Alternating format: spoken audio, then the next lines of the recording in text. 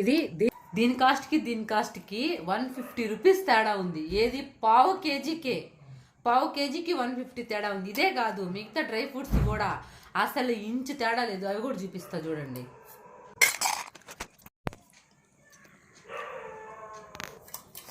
వీటికి అయితే అస్సలు ఇంచు కూడా తేడా లేదు కదా.